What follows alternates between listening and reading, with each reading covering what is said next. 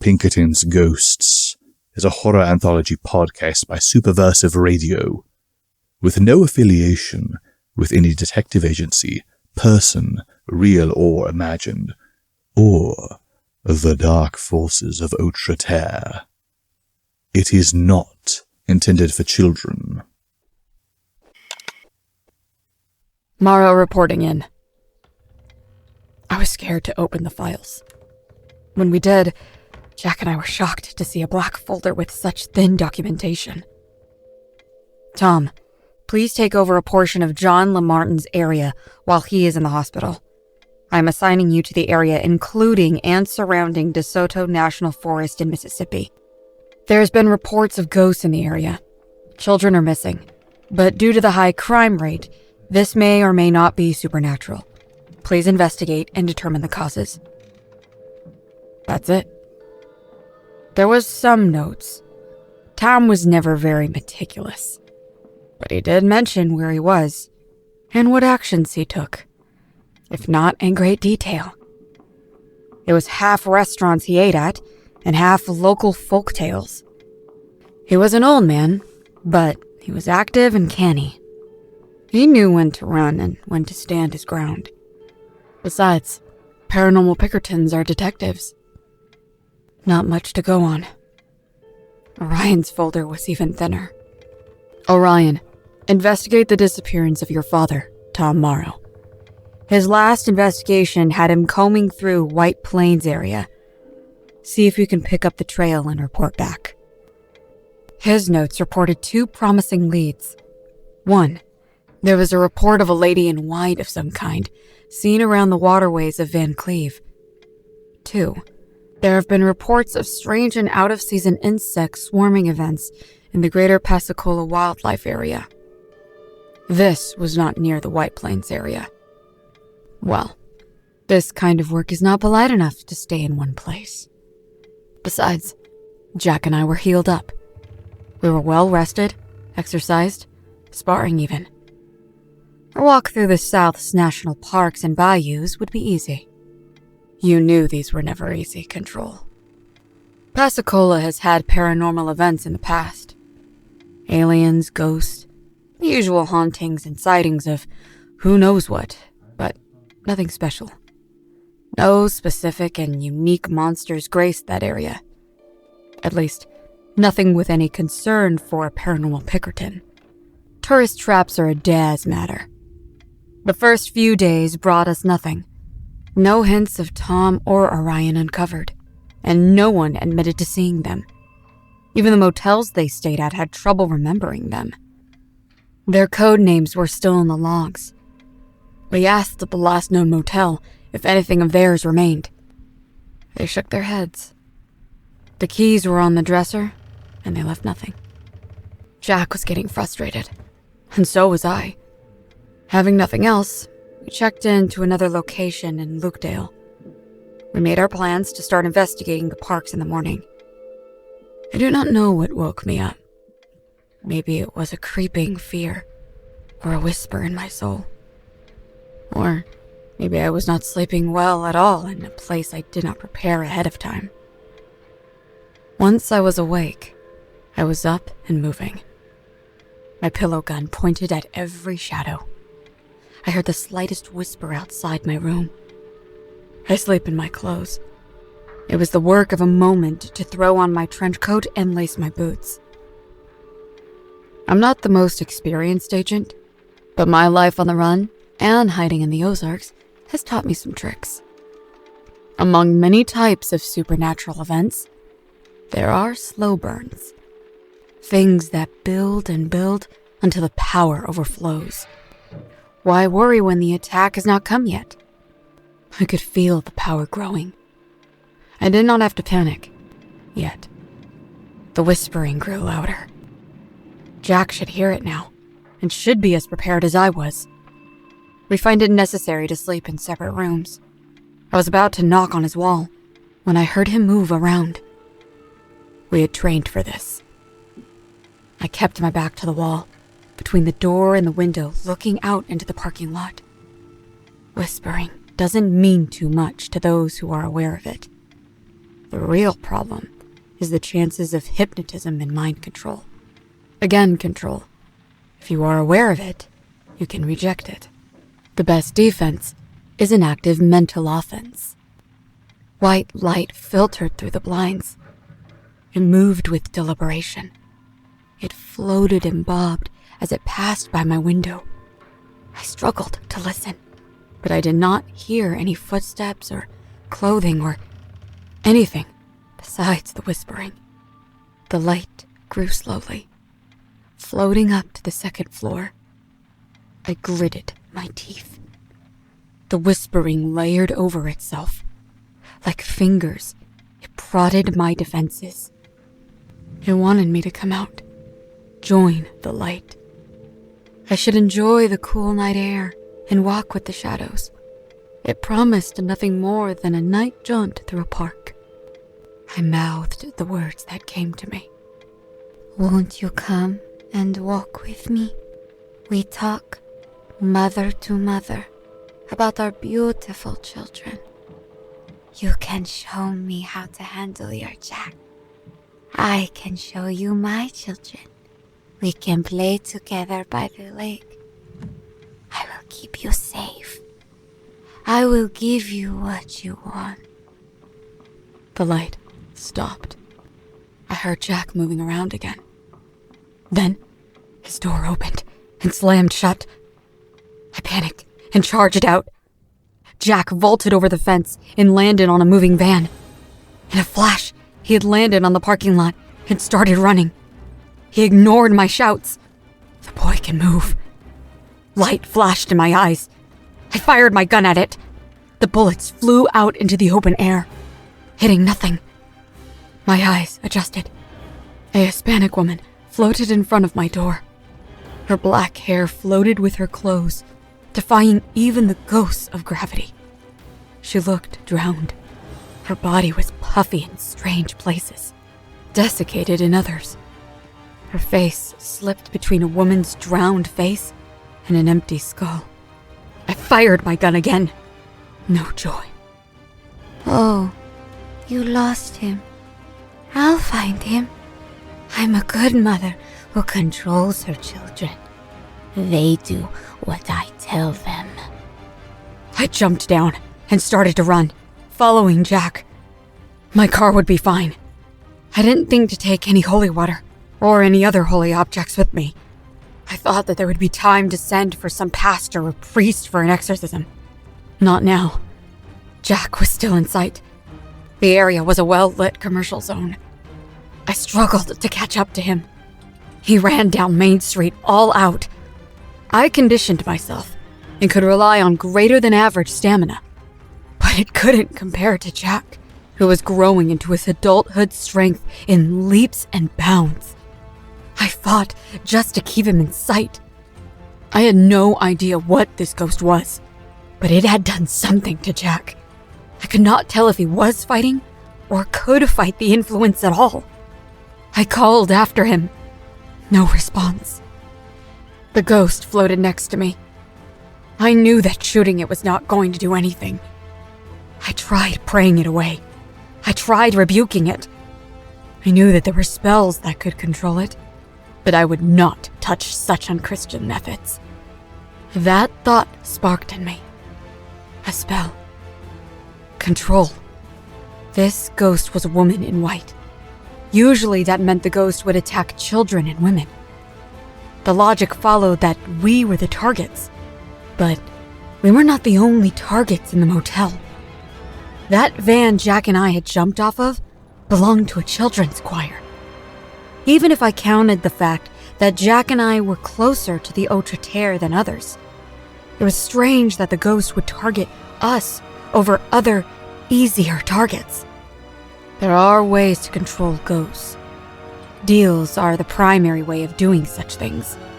Any idiot can play Bloody Mary games in a bathroom. What do they do after? Well, that's up to them. The payment is letting something move in. The payoff? Fear.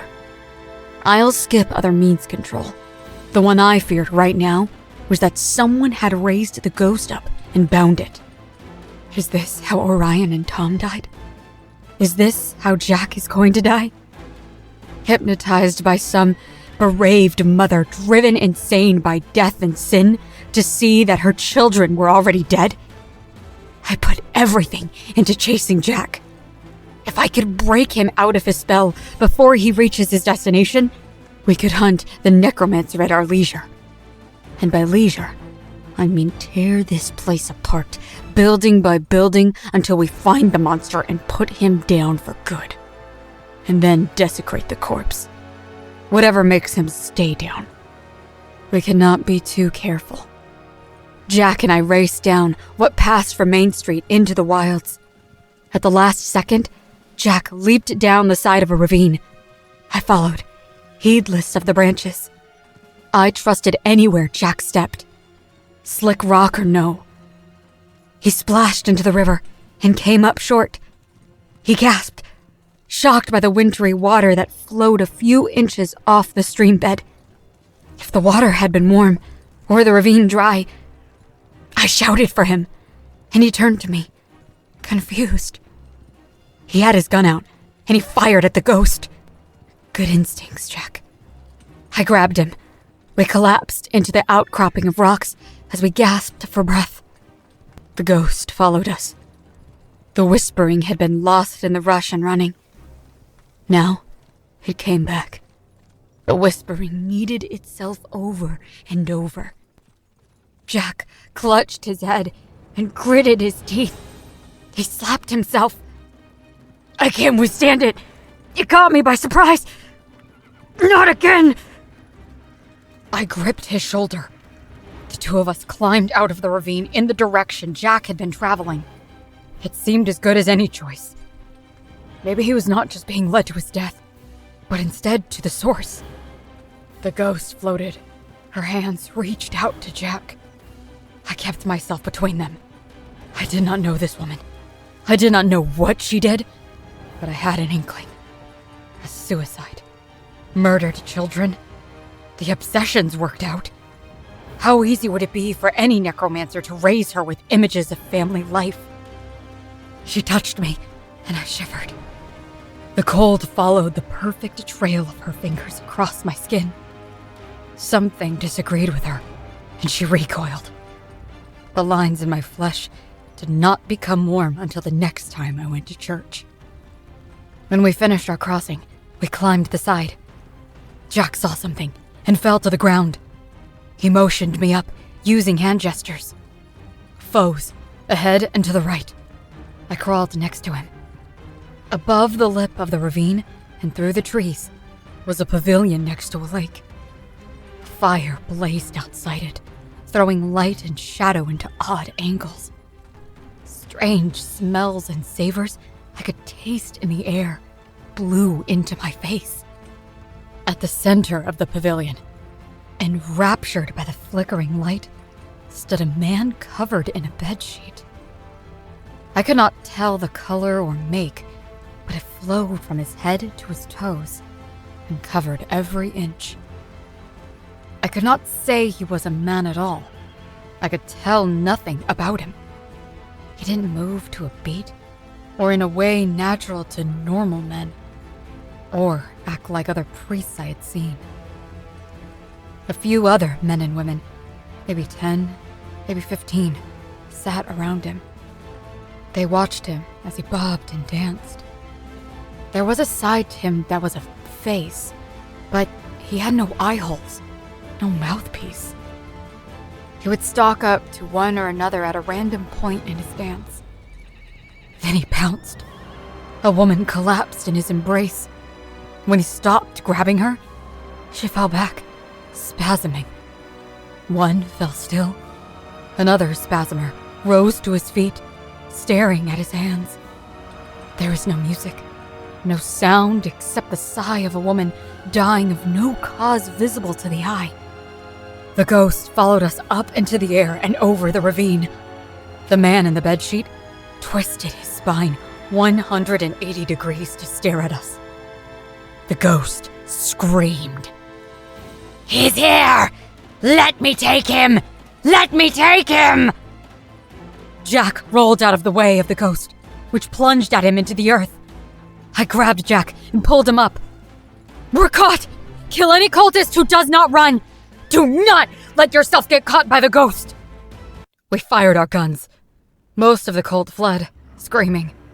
They slammed themselves into run-down cars and disappeared into the night almost as fast as the two of us unloaded our guns. 2 cultists had turned to face us. One with a knife, another with a rifle. We killed them both. The knife man flung his arms out in shock when Jack shot him in the chest. The man with the rifle fell with my bullet in his brain, his face a mask of shock. Both of them were surprised.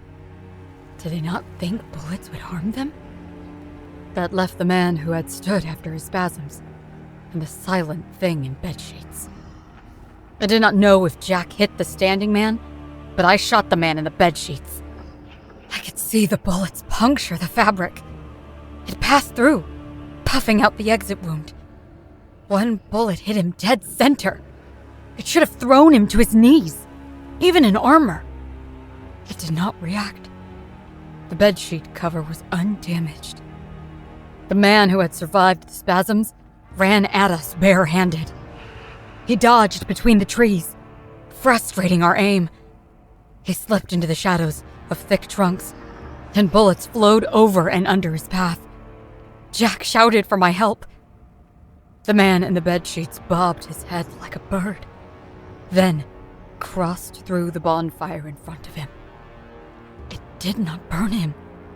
He walked through it like it was not there. "Jack, retreat! We don't have a weapon for this kind of foe!" I put a new magazine in my gun and wished I had something more than my 9mm. I fired at the man who was running at us. He caught my gun hand and elbowed me in the chest. He weighed over 200 pounds and dumped every bit of that momentum into me. I lost my breath and saw stars. I was thrown onto my back. He did not finish me off. Instead, he caught up with Jack and slugged him across the chin with a savage right hook. Jack went down like a sack of bricks. I caught my breath. The ghost flew next to Jack.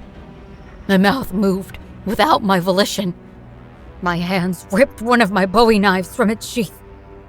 "If bullets won't work." The whispers grew louder. I mouthed the words. Wake up, child. We are playing down by the lake.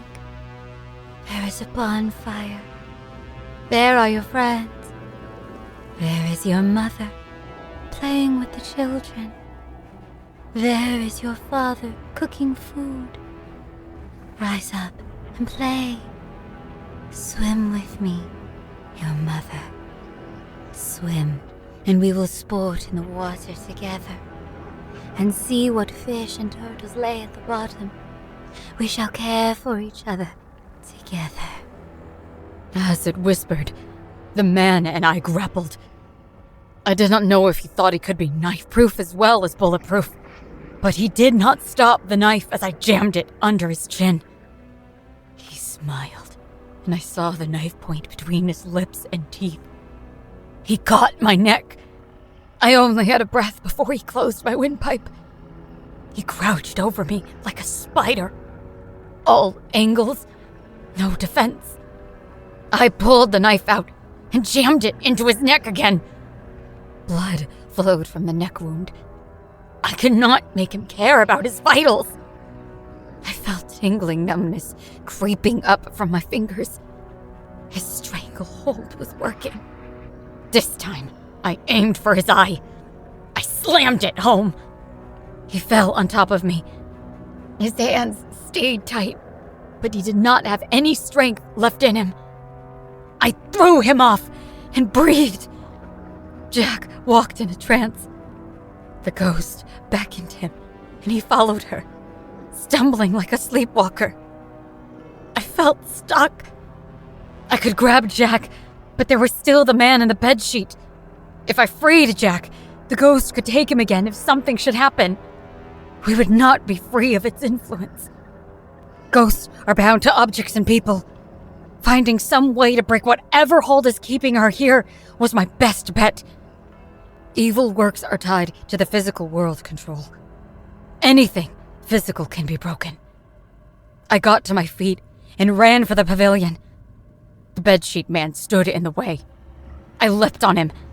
This time, I did not bother with the neck. I went for the heart and head. My knife came out cleaner than it went in. The man in the bedsheet would not bleed. Jack stood at the water's edge. The ghost whispered to him. Come and frolic. Do you not see your friends dancing in the water? Come and be with me. I will care for you forever. You are my child. I felt the thing in the bedsheet wriggle and writhe. No human. Not now. I kicked it in the head and felt it squish under my boot like I was stomping on a stuffed animal. The bedsheet man made no sound. All 4 limbs flew up to catch me. I jumped back. I was not making any effect on this one, and Jack was in danger. I abandoned him. The pavilion was a mess of occult religious iconography of no discernible nature. Catholic icons mixed with Buddhist and Hindu and Shinto and... I threw everything I could into the fire. The ghost pulled Jack with ghostly hands. The water lapped at his thighs. Come, come. I have such things to show you. I have children. More. Under here. My own. All my own. The lake moved in unnatural ways. I would love to show you as much as them. Come. Be loved. I fought down a screech as I grabbed another armful of strange idols and icons and threw them into the fire. The bedsheet man twisted himself into a spiral, like one half of a snake twisting in a matted press. It rose to his feet, defying gravity. It walked towards me as calm as any taking a walk in a safe park. I grabbed a statue of some strange man. It was wood. It would burn. The bedsheet man moved like liquid. I was running for the bonfire. It rammed me with its head. I had thrown down and tumbled head over heels. The statue fell from my hands. I heard the ghost. The water was at Jack's chest. I have treats. I have food. I have children. I have toys. I have adventures. I have peace. I rolled to my feet and faced the bedsheet man. It ignored the statue at its feet. I could feel its eyes, even if I could not see them. No, it was more like he was watching me regardless of eyes. His thought was on me, and that was worse. We shall be together forever. All days will meld into one joy. All days will be better than the last. The water slapped at his head. Jack! Why won't you wake up? I grabbed the statue. The bedsheet man tensed. I could not see much difference, but there was one. I knew it. The atmosphere around it changed. The sheet did not flow as freely as before. Jack was under the lake. Now or never. It charged me before I could throw the idol on the fire. It used its head to ram me. I rolled over his head, using his momentum against him. It slapped at me, but could not catch me. I thrust the idol into the fire. The man in the bedsheet stood still for a moment.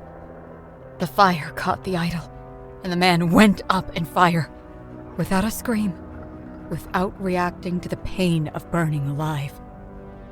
He combusted, and blue fire licked every inch of him. I felt, rather than heard, the ghost scream. It blew away in the wind that came up when the fire started.